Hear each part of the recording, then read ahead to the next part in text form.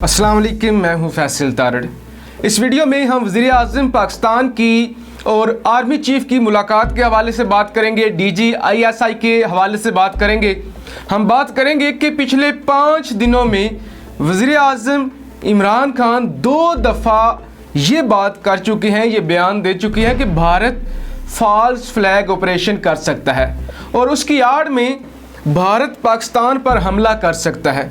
इस हवाले से भारत की तैयारी भी मुकम्मल है। खुफिया जो इतलात सामने आ रही हैं उसके मुताबिक किसी वक्त भी भारत से पाकिस्तान पर हमला हो सकता है। कश्मीर में जिहाद जारी है। वज़ीर आज़म की और आर्मी चीफ़ की DGISI की मुलाकात हुई है। इस हवाले से हम मुकम्मल तफसील के साथ बात करेंगे। इसके अलावा हम बात करेंगे OIC के हवाले से। OIC जो कि एक नाम नेहाद सी तंजीम है मुसलमानों के हकूक़ के हवाले से, अब अल्लाह ने उन्हें भी हदायत दे दी है। वो भी अब कश्मीर के हक़ में बोल रहे हैं, हिंदुस्तान के ख़िलाफ़ बोल रहे हैं। OIC का नया बयानिया सामने आ चुका है और ज़बरदस्त OIC की जानिब से प्रेशर डाला गया है भारत के ऊपर। तो इस हवाले से हम मुकम्मल बात करेंगे क्योंकि किसी वक्त भी अब अल्लाह न करे पाकिस्तान पर हमला हो सकता है। भारत के मकरू जो इरादे हैं वो सामने आ चुके हैं। लेकिन इस सबसे पहले एक इंतहाई अहम इशू पर मैं आपसे बात करना चाहता हूँ। इंतहाई अहम इशू, हमारा मसला ये है कि हम जो YouTube करते हैं या जो हम मीडिया वाले हैं, हमें जब कोई इशू मिलता है तो हम तनकीद करते हैं और टिका के तनकीद करते हैं। फ़र्ज़ करें आपोजिशन की कोई गलती सामने आती है, हम उन पे चढ़ जाते हैं, डस हम अच्छी खासी तनकीद करते हैं।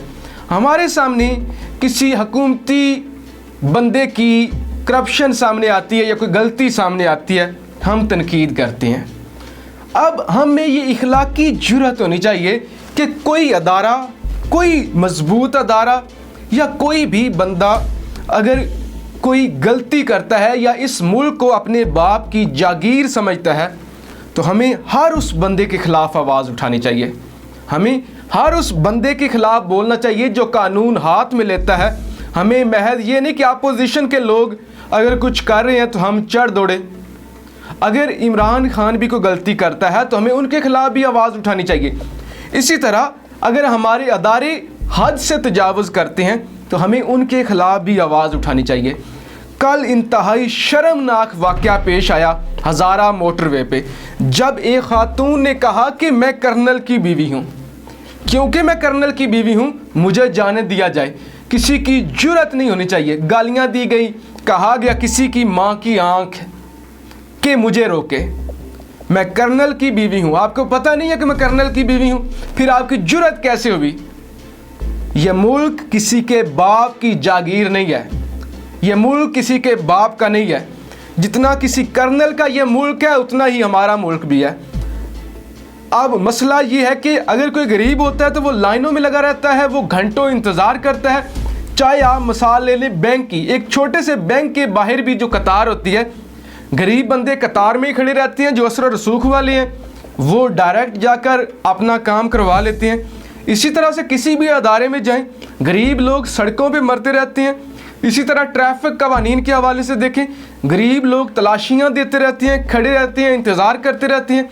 जबकि जो बड़े असर रसूख वाले लोग होते हैं वो कहते हैं कि मैं फ़लाँ का बेटा हूँ, मैं फ़लाँ की बेटी हूँ।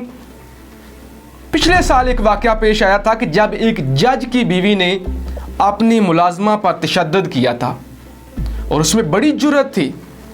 वो कहती थी कि मैं जज की बीवी हूँ और उसे सज़ा मिली।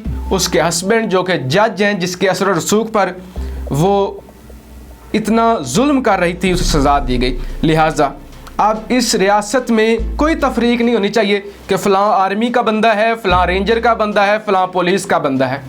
जो भी कानून हाथ में ले, जो भी इस मुल्क को अपने बाप की जागीर समझे, उसे सज़ा मिलनी चाहिए, उसके ख़िलाफ़ एक्शन होना चाहिए। इस हवाले से आर्मी चीफ़ का बयान भी सामने आ चुका है। आर्मी चीफ़ का भी ये कहना है कि हम जायज़ा लेंगे, हम कार्रवाई करेंगे, लेकिन मेरा ये मुतालबा है मुकम्मल तौर पे सज़ा दी जाए ताकि आइंदा किसी की जुर्रत ना हो कि कोई कह सके मैं मीडिया का बंदा हूँ, मैं पुलिस का ऑफिसर हूँ, मैं कर्नल का बेटा हूँ। मुल्क सबके लिए बराबर होना चाहिए। अगर आपके अंदर इतनी अकड़ है, आपके अंदर इतना गुस्सा है, तो आप जाएं, आप कश्मीर में लड़ें। आप जाएं, आप भारत के ख़िलाफ़ लड़ें और आप कहें कि मैं कर्नल की बीवी हूँ, मैं ये कर्नल की औलाद हूँ। आप गरीब लोगों पे गुस्सा उतारते हैं। तो लिहाजा मेरी ये गुजारिश है, अपने अंदर जितने भी मीडिया पे बैठे हुए लोग हैं, जुर्रत पैदा करें कि वो हक़ के रास्ते पे बोल सकें, वो जुल्म के ख़िलाफ़ बोल सकें। तो अब हम भारत के हवाले से बात करते हैं। दोस्तों, भारत के हवाले से खदशात बढ़ चुके हैं। बेशुमार ख़बरें सामने आ रही हैं जिसके मुताबिक हमें ये पता चल रहा है कि भारत फ़ॉल्स फ्लैग ऑपरेशन भी करना चाहता है, भारत अपना गुस्सा भी निकालना चाहता है, भारत पाकिस्तान पर हमला करने का मुकम्मल प्लान बनाकर बैठा हुआ है। अब वज़ीर आज़म कोई छोटा अहदा नहीं होता। एक एक मिनट की रिपोर्ट जो होती है वो वज़ीर आज़म को मिलती है अदारों की जानब से। वज़ीर आज़म को मुसलसल ये रिपोर्ट्स मिल रही हैं कि पाकिस्तान पर हमला हो सकता है।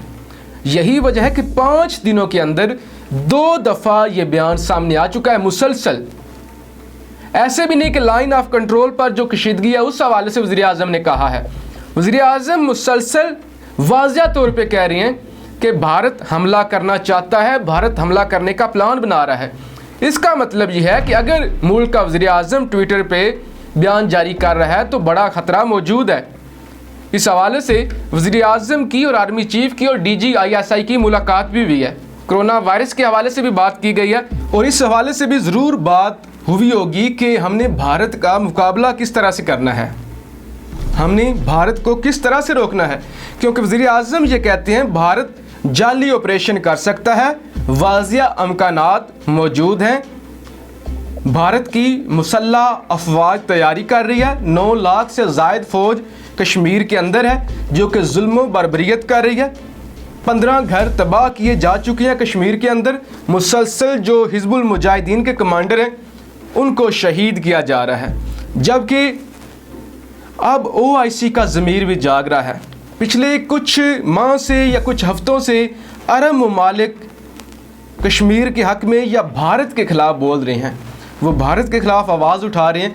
अब OIC का जो मुश्तरका बयानिया सामने आया है उसके मुताबिक वो ये कहते हैं कि जो 2020 नया कानून लेकर सामने आई है भारतीय सरकार कश्मीर में डोमिसाइल के हवाले से, उसकी हम मज़म्मत करते हैं, हम उसे रिजेक्ट करते हैं। और ये कानून ये साबित करता है कि जो पाकिस्तान के खदशात थे, जो बातें सामने आ रही थी वो सच हैं। यानी ये लोग कश्मीरियों की नस्ल कशी चाहते हैं, ये वहाँ पे हिंदू आबाद करना चाहते हैं। लिहाजा हक़ खुद अरादियत का ख़ात्मा हो रहा है और ये इंसानी कानून की ख़िलाफ़ वर्जी है, ये OIC का कहना है। OIC का ये कहना था कि ये जनेवा कन्वेंशन के आर्टिकल 27 और 49 की खिलाफ वर्जी है जो कि किसी भी कौम को ये आज़ादी देता है कि वह अपनी मर्ज़ी से रहें, उनकी शनाख्त बरकरार रहे। लिहाजा हम भारत के ये मकरू इरादे पूरे नहीं होने देंगे। हम भारत से सिर्फ़ और सिर्फ 3 मुतालबे करते हैं।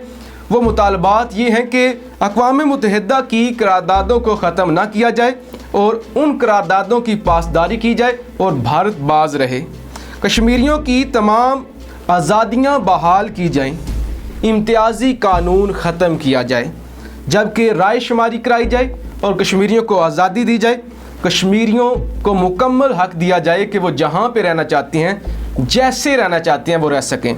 अब जो डोमिसाइल कानून है, इस हवाले से मैं पहले भी बात कर चुका हूँ। वो कानून ये है कि वो लोग जो पिछले 15 साल से आबाद हैं कश्मीर के अंदर, वो डोमिसाइल बनवा सकते हैं। जो 7 साल से ज़ेर तालीम है वो भी डोमिसाइल बनवा सकते हैं। जिन्होंने 10वीं या 12वीं के पेपर दिए हैं कश्मीर के अंदर, वो भी डोमिसाइल बनवा सकते हैं। और वो लोग जो वफाकी हुकूमत के ओहदेदार की औलादें हैं वो भी डोमिसाइल बनवा सकते हैं।